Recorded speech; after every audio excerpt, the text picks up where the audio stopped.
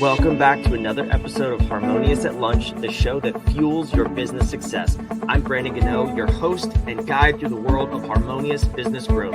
Today, we're unlocking powerful strategies with industry experts to help your business thrive. If you're a business owner, entrepreneur, or executive, you are in the right place. Join me and our incredible guest today on the journey to clarity, growth, and success. It is time to revolutionize your approach to business. Let's dive in with another episode of Harmonious at Lunch. Welcome back into some more bite-sized business advice. And today's episode is a topic or a theme, I guess, that we don't visit a whole lot, but I absolutely love here on this show. And that is the personal and human side of business, the mindset, what it takes to grow a company, also how to grow your employees as well. So all of that stuff we're going to dive into with a very special guest, Kundan Kumar, all the way over from India. Thank you for joining me and welcome to the show. Thank you, Brandon. And I love the intro that you gave about me and also of the episode. So thanks for having me. I'm really looking forward for a fun conversation here. Yeah, same here. I'm excited to have you. And the first thing I have to ask you about is if for those of you listening, at least, under your title, it says founder and anti-CEO. What do you mean by that? Can we dive into there first? Yeah, that would be a great start because for our topic, because this story began when we started a company and there were just 5 people. And then we had to tell the world that, hey, I'm the final decision maker. So the whole team wanted me to hold this position of CEO. And that was like too much for me. As in, it didn't resonate. Nowhere I was feeling that I deserve this title of CEO. So kind of for a couple of years, we experimented with many titles because I didn't ever wanted to sound like somebody who's running behind the business, making people's life hell, all about money. So then we were looking for something, and suddenly I came across this anti-CEO term, and then I just stick to it. That the whole philosophy about anti-CEO is that I don't run by the CEO rule book, which talks about the profitability first, because you have to make sure that your shareholders or the board members get rich. For me, it is the people.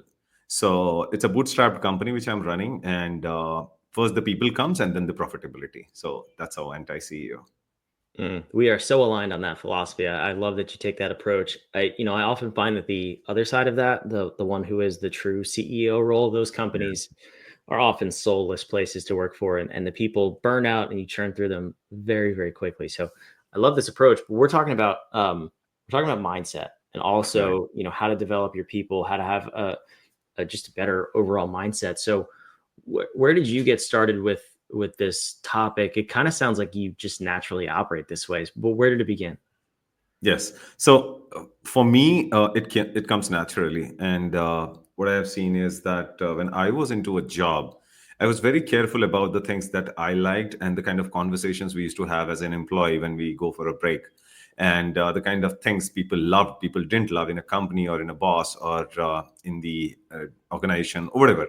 So I made sure that whenever I am running a company, however small it is, I wanted to make sure that people never go exhausted when they are done with the job.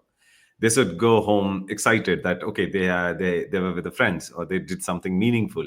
So that's how was my initial approach. And this company came accidentally that we got together some few bunch of guys and we thought of making short films just for fun as a weekend activity. But then suddenly they were college graduate, they were looking for a job, there was no financial viability for them. And then they asked me that if I can help them, create a legal entity where they can make money out of the hobbies. And that's how this company was born. But then I was very sure. And I said, look, I'm a very cultured guy. So if we are creating a company, we want to make sure that we create something very, very, it's not a business, it's not a company, but it's an organization. And I always try to refer my company as organization, where people organize what exactly you're trying to achieve. Because end of the day, money is one of the commodity. But then if you have a good human capital, they go as in they stay with you for all your ups and downs and lows and highs. And since I had this global exposure, what I did was that there were 4 people who joined me as my partners. I took a 4 BHK house, and the condition was that for 1 year they'll stay with me, because I wanted to make a part of my business go global. So they should learn what I had learned in my job years. So that's how I started, and I made sure that they learn all those skills, because many a times conditioning gets over you. Many a times, the needs gets over you, where you tend to compromise. And honestly, Brandon, since you asked, that's an emotional question for me, because what I have seen when I started getting into the business is that many people are not even trying that. Okay, things can be done in a fair manner. So those were the things I think, and those people are still. It's been 9 years. They are still my partners. All those 5 people. We are now a team of 25 people. All my the employees, we love each other. It's a fun place to work. So that's how, as in, since the business sustained all across all the goods and bads, with the COVID in picture, we kind of sustained. So my idea got further solidified, and I hope to continue all my life onto this path. That it's not the human capital actually rocks in my world. It's interesting because when you flip the script there and you put people first instead of profits, you often Yeah, get more profits. absolutely. Yeah, It's an incredible byproduct, but if you're true. not focused on it, it will not happen. It's not one of those things you can have accidentally. So how do Yes. you do that with 25 people on your team? You have these 5 initial partners that are still there, which is also an incredible feat after 9 years. What are some Right. of what does your day to day look like to feed into your team? So, just stepping a little back. So, after around 3 years, we were just five of us. We were working together. But on the third year or fourth year, we were hiring our first employee. I was very clear to all my partners that, hey, the next circle is going to form, and you should take care of them exactly the way I've taken care of you, or maybe better than that. Because when I'm teaching you something and when I'm being with you as a leader, I don't want you that I becomes the epitome of example, but something that you can take it forward. And that's how, every time it kept on growing. The only question that when I was hiring people, I used to ask is, are you a good person? That was my only question in the interview. If the people says yes, they were into my company. As simple as that.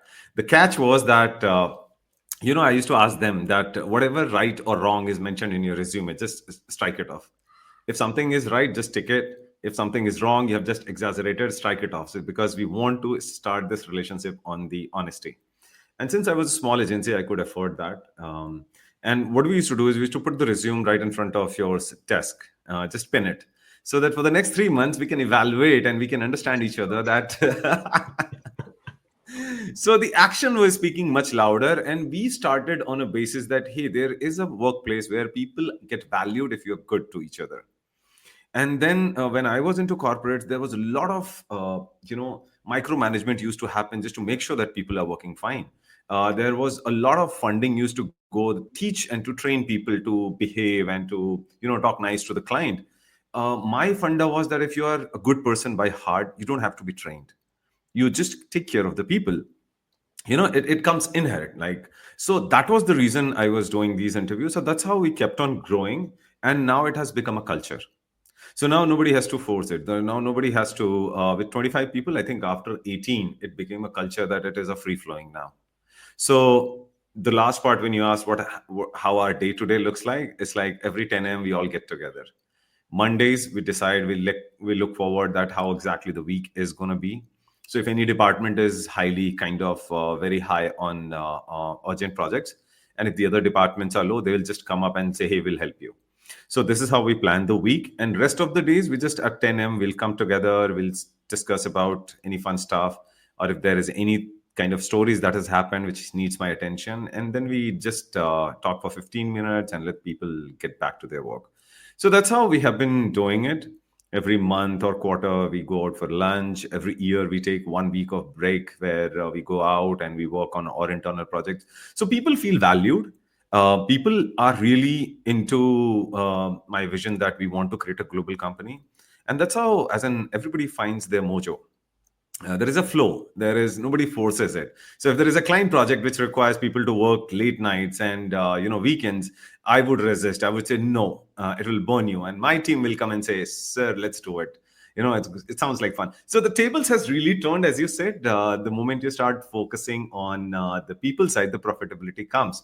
But unfortunately, it is very hard for other people to understand and maybe just stick to it. So yeah, so that's how I kind of we are operating day to day. I love that. I have to ask you though, do you still use that same single question to hire people? if you're a good If person? if I'm hiring, so now all my the leaders, there are Awesome. business leaders, they have got onto it. But if I'm hiring, yes, this is what I do. That is so cool. I love that. I've never heard of a hiring process so simple. I do love the resume piece, by the way, because Yeah, I actually, it's my preference to not even look at one because I know it's all yeah, BS and made up in most cases in flowery language. Um, true. but it's really interesting how you have them go through and say, where did you embellish a little bit? We'll Yeah, use that exactly. word. Yeah, Very, very creative. So talk to me about the culture piece, because it's one thing to be a good person. I think that's awesome.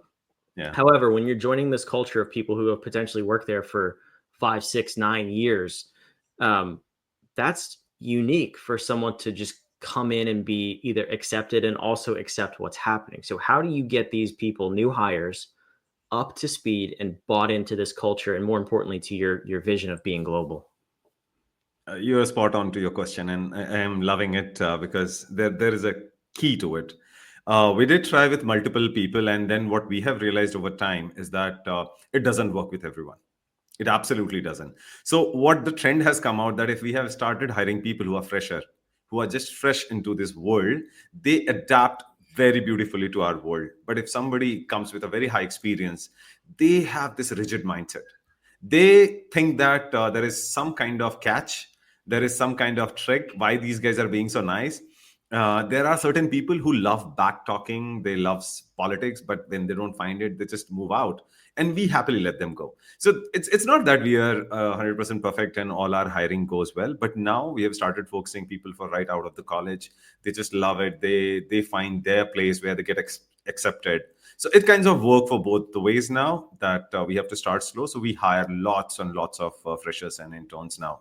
That's the plan is. And do you have, I assume you have a very clear set of work instructions, we'll call them. It could be SOPs, it could be documentation training, so that when someone comes in, they have, it sounds like, very little experience. You can get them up to speed and be Yes. fully productive in a short period of time. Right. So now, earlier we started with 1 month of the time that we used to give them to just hang around, honestly. Mhm. Now we give them 3 months of time just to hang around, just to talk to people, take smaller projects. But then at the same time, let them fail. And when they fail, in fact, we see the fear in their face and we make sure that we go and tell them, hey, it's okay. Don't worry. So, more than teaching anything, I think the actions from the colleagues, it's not only from the senior management, it's from everybody. When they see that safety net being there, suddenly they start performing. Okay. So, Mhm. honestly, we are more of a humanistic. So, we have very less SOP. And most of the document that we have designed is of single page. We tell Sure. them that, okay, we'll design something which fits your screen. We'll write an email which fits your screen.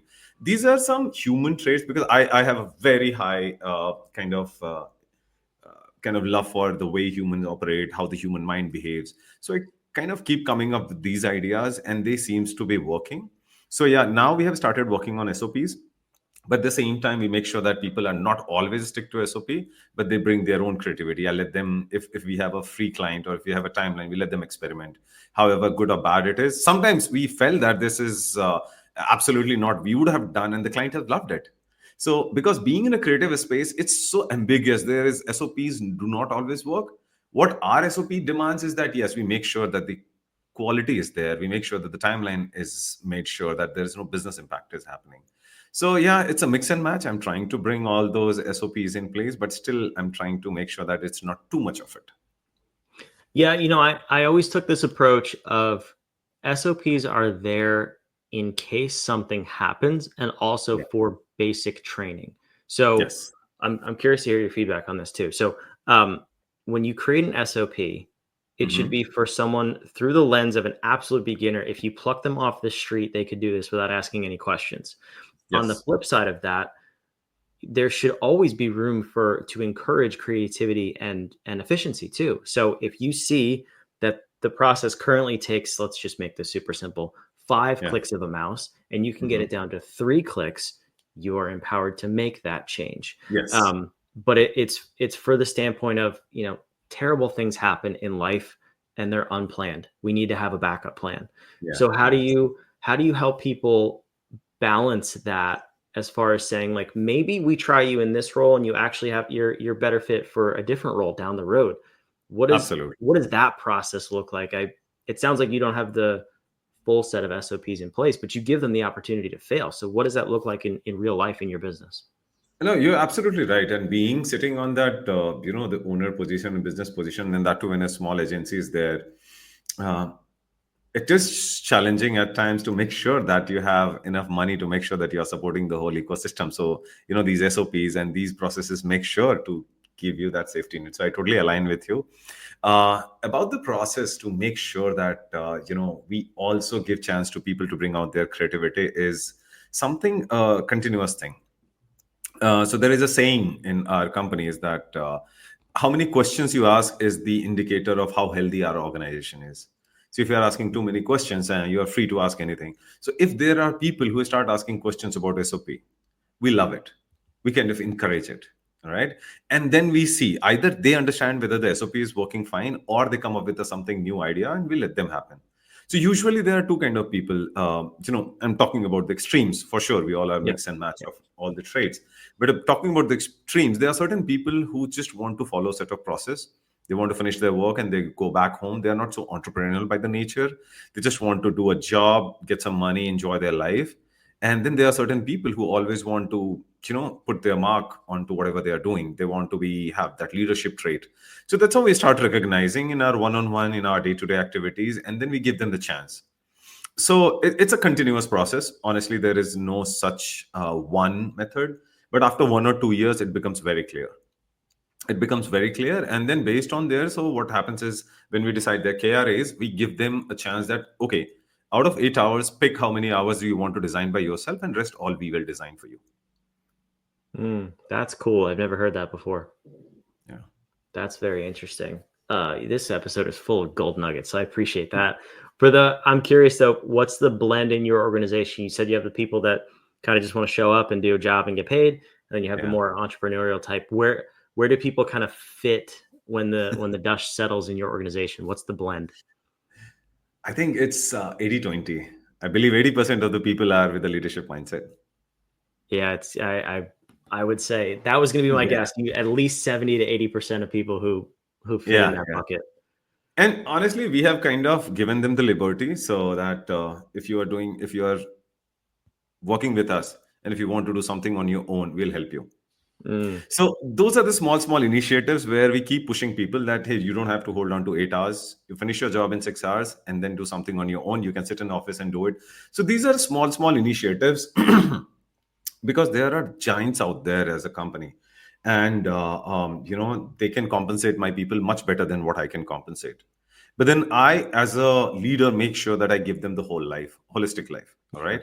So I make sure they have their health insurance. I make sure they have life insurance. I make sure that they have a healthy. So they get excited to come to office. And that's why when they go to interviews for other companies, they ask questions. Will you give me this benefit? Can I do this? And the company says no. And, then they have all the reasons to stick to us, and for all the good reason. And for after 5 years, if people have started completing 5 years in my company recently, one girl, she's amazing. She started as a fresher. She has completed her 5 years. And then, from next year, I'll start giving her equity. So I'm coming from a very genuine space that I want to create some business leaders. It's not that I'm the only one holding the fort. Come on. We are like one of the generations. We are hardly minuscule of what the whole universe is. So that way, now people have started opening up. And if they are taking charge, everybody, so we don't have managers. Everybody talks to the customer directly. So suddenly the leadership gets nurtured. They feel respected. And it just happened like 2 weeks back. Everybody came up with the ideas that, hey, Kundan, can we do this? This will get us more revenue. Can we do this? This will bring us the client delight. And I was like, top of the mountain. Gosh, this is what is, you guys rock. So yeah, to your question, it's 80-20. This is so awesome. I very clearly see why you are the anti-CEO.